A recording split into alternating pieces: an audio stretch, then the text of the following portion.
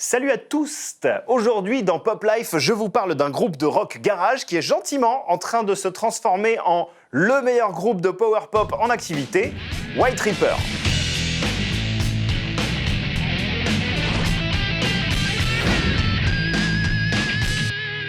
Ça fait déjà quelques années qu'on suit de près le groupe White Reaper. Venu de Louisville, Kentucky, White Reaper nous avait mis en PLS avec leur album The World's Best American Band en 2017, un disque avec de la gueule, de l'attitude et beaucoup de mélodies en béton. That was awesome! Après un tel coup de foudre, on attendait fébrilement la suite et depuis quelques mois, elle se dévoile, tube après tube après tube. Dans un premier temps, au tout début de l'été, il y a eu Might Be Right.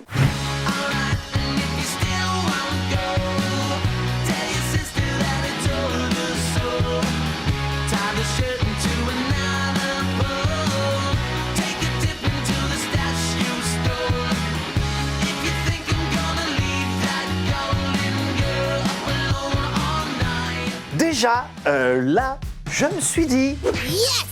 That sounds cool! Exactement.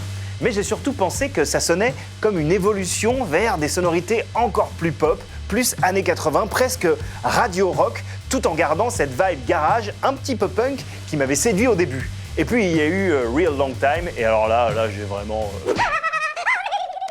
Faut que je vous dise, je suis fan de Thin Lizzy. Donc moi, quand j'entends des guitares qui font... j'ai le rythme cardiaque qui s'accélère. Mais c'est rien comparé à la puissance pop du refrain.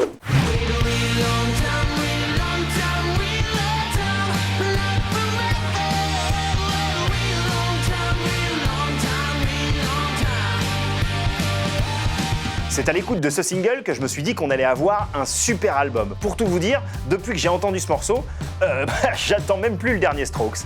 Ils pourront pas faire aussi bien que ça de toute façon. Le troisième album de White Reaper est à l'image des singles que le groupe a envoyés en éclaireur cet été, frais et entêtant. Ce disque se nomme You Deserve Love, il sort aujourd'hui chez Warner Music et c'est une drogue dure. Aujourd'hui dans le Rewind de Pop Life, on revient sur le moment où Dave Grohl a failli devenir le batteur de Tom Petty. Alors nous, oui, on est prêts, mais Dave Grohl, il l'était pas vraiment quand son manager l'a appelé pour lui dire que Tom Petty lui proposait de jouer avec lui sur la scène du Saturday Night Live. What? The fuck is he calling me for? He couldn't find a good drummer? I said, of course, I'll do it.